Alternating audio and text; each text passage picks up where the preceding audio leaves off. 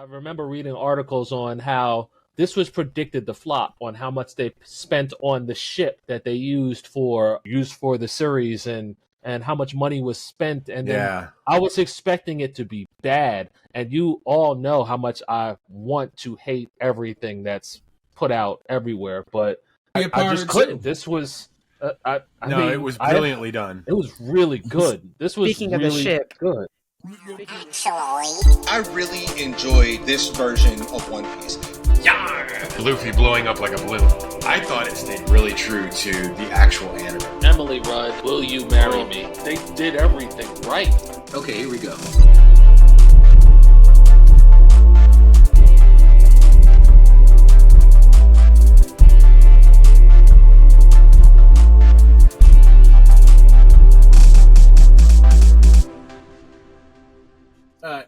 Ahoy there, fellow nerds and adventurers of the high seas! Welcome back to the Nerd or Nothing channel. Today we're setting sail on an epic journey like no other, as we delve into the world of pirates, treasures, and devil fruit powers in the highly anticipated One Piece live-action adaptation. Whether you're a diehard fan of the Straw Hat Pirates or just curious about how this iconic manga and anime series making its leap to the live-action realm, you're in for a treasure trove of information and insight. In this video, we're unraveling the mysteries surrounding the cast, production, and what to expect from the upcoming One Piece live-action series. From the Grand Line to Hollywood, we're leaving no stone unturned. But before we set sail, make sure you hoist that Jolly Roger by hitting that subscribe button and ringing that notification bell so that you won't miss a single piece of our nerdy treasure. Nerdy. I'm just gonna say, I really enjoyed this version of One Piece. Was it? Now, I know there's a lot of anger in certain parts of the One Piece community that did not like some of the changes. The changes, I felt like, gave the characters more depth. It gave a little bit understanding, and we 100%. Also have to really realize that not everything that's in an animated show is gonna be perfect for a live action show.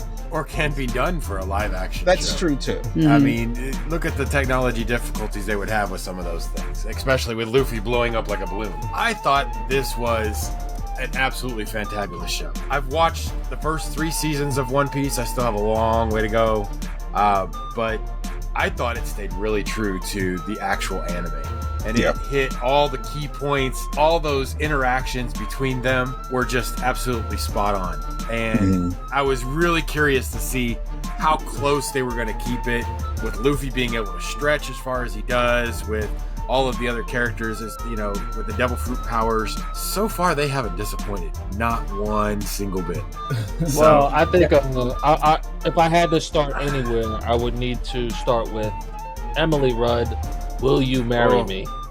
Oh my gosh. She was like the depictions that they had for all of the cast was really good. And when I initially started it, I thought this isn't going to work. Like, it's just not going to work. And by the time I finished the last episode, they did everything right. So I was very impressed. That is one of the things that a lot of the One Piece community was upset about, is how they changed a little bit of her story, where the village didn't bring that up. Yeah, the village didn't know that what she was planning to do. They really just thought that she had joined his crew and was like, forget this village, I don't care anything about it. Whereas in the anime, they all knew what she was actually doing, but they played like they hated her. What I felt that they did good was, there's a point where you hate her. Like, oh my gosh. As a viewer, you're watching the anime like, she's doing what? That's exactly how my wife felt. Whenever she was watching it, she was like, yo, I really don't like Nami. I'm like, just give her a minute. Like, give her a minute. Like, that's exactly how I felt whenever I was watching the live action and everything. I was just like, why would she do this? Once we got to the point where it's revealing why she's doing this and everything for her village, and I'm just like, I now get it. It makes sense. But she just had to play the bad guy. I mean, she had to separate herself from that so that she could save her people. I love how they took scenes right from the anime. So like that scene whenever she's stabbing herself in the arm. Yes. And Luffy sits his straw hat on top of her. That is a scene, like, I've seen clips side by side straight from the anime, and I Yeah. loved how they did that. Mm-hmm. Yeah, You know, I'm gonna like- say that I was a little bit hesitant about Jacob Gibson as Usopp. I was like, I don't know. Is he gonna be able to? I love Is he gonna be able Usopp. to? Bro, Is he gonna be able to bro, I portray love that? Usopp. I mean, I like Usopp in the anime too. Yes. You know, God Usopp, but like, I really thought he did a good job. Oh, and he I did an had amazing to- job. I had to explain to my to like the kids and whatnot, like, you know, Usopp is kind of that storytelling of Aesop's fables, the boy Right. who cried wolf. Yes. You know, like they were like, That's the you know, name. I don't fully understand this character and whatnot. I'm like, the boy who cried wolf. Oh, Yeah. Yeah. All right. Yeah. That got me. We definitely got to give a big shout out to Jacob Romero for playing that role, because Yeah. you know what's funny? When I first saw the picture, at the side of my eye, if I go like this, I thought it was Bruno Mars, and that was a mistake on my part. I was like, yo, that Bruno Mars? Like, how is he up? Oh, Jacob Romero, yo, props, dude. You did a good job with Usopp. Well, I mean, I think the only reason I give him a good job is because I hated him just as much as I hated the animated character. Because Well, he was he was a hateable. It's But a how job. how far did you get into One Piece animated? Up to hating Nami. Like, are we talking pre-Grand Line like what we saw in the live action? Pre-Grand Line. Pre-Grand Okay. Line. Wow. And You have to watch more because You do. Usopp he becomes the character He that you want him steps to his be. game up. Yeah. He What? steps Nah. his game up. All right, we're not going to ruin anything for everyone. We're Yeah, just No, saying. we're not going to ruin that anything. I hate but him. I hate him now, and you probably will in the future, but he doesn't think so. But, you know, we'll see. Right. But think about it like this, right? If you could compare One Piece to something that we all know and love, like one of the greatest video game series out there, Final Fantasy, right? I like to use Final Fantasy 3 as an example. There's always a thief character that you love and hate, right? Usopp is that son of a gun, right? Because he's like, oh my god, but why is he doing this? Why is he telling some BS? But he's actually cool. He's doing his thing. So I can't wait till the second season, because I heard it got renewed. It was on the interwebs. Nas, is that fact? They're getting renewed, as right? far as I know, I believe it's gotten renewed. Yeah, I've seen Yeah. all sorts of different articles saying that it's been renewed. So I just want to give a shout out to Makanyu. He did an excellent Zoro. Yes, he Like did. he had the correct demeanor. Obviously, he doesn't have that iconic voice of, you know, All Might below. He doesn't have that voice, but he played the role of who Zoro is, the actual personality of Zoro, very well. I really liked him as a So I remember reading articles on how this was predicted to flop, on how much they spent on the ship that they used for the series, and how much money was spent. And then Yeah. I was expecting it to be bad, and you all know how much I want to hate everything that's put out everywhere, but Be a I part just of it, couldn't. This was I No, mean, it was brilliantly done. It was really good. This was Speaking of the really ship. good. And I know we've talked about it before, but I remember reading and listening to the interview that they were talking about the making of it before it even came out, and how much detail they really wanted to put into it, and that they actually got the original writer to get into it with them and making sure everything was just perfect. But I think Everyone that's on this well, that's cast, for I'm about to say that's for the whole show. I understand, but like everybody that's on this cast is a fan. Yeah, like, and they're Ichiro- all anime. and the fact that we had Ichiro Oda working, the original creator, Yes. the mangaka of One Piece, working on it, like you knew he wasn't going to let anything just Anything. slide. And I think No. that's the one thing, that's where everyone goes wrong, because that's the one thing they let someone else do their story. M. Night Shyamalan, Dragon Ball Airbender? Evolution, Dragon No, Ball don't Evolution. you dare, don't you dare. But let's give credit. Let's give that big credit though to Iñaki Godoy. When he went to the studio and the creator gave him like the blessing of playing Monkey D. Luffy. I don't know. It gave me the feels. I'm like, yeah, bro. Yeah.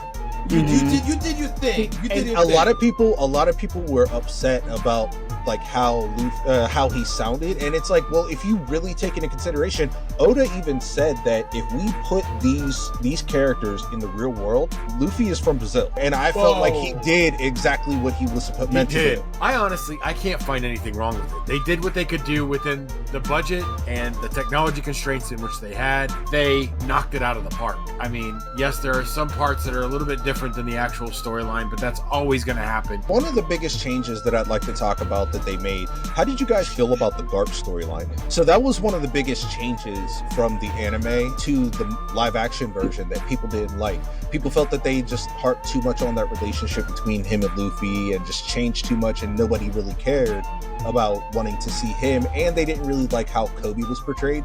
But if you really pay attention to Coby in the anime and how loud, snot-nosed, yelling all the time he is, would you really have wanted him on the live screen doing that? Yeah. No. Even that was a great casting. Even that was Yeah. a perfect Mhm. casting. Like, I like Yeah. the Garp storyline. I did like, too. I understand that it deviated, but I really liked that, seeing that connection. And the further the story went on, you started to like really think like, maybe Garp's not really out to get him. Maybe he's just making sure that he's ready for this. And then when you finally see that reveal, it's like, yep, love that.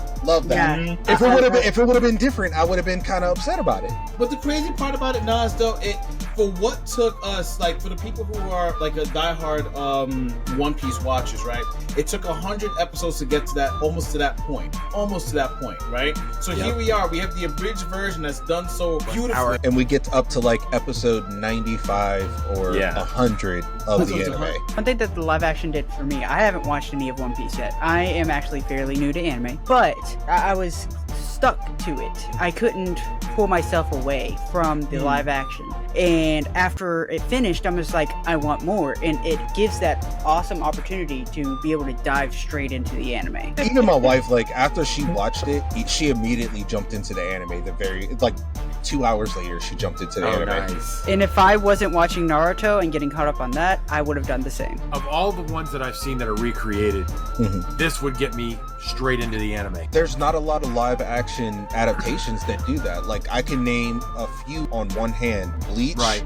Yes. Full Metal Alchemist, Kenshin. Outside of that, And all never the One other ones Piece. were bad. Death Note, Yeah. bad. Dragon Ball, bad. But this is dangerous because this leads into the conversation of you want to start an anime. Which animes do you start? Like old animes that you can watch today.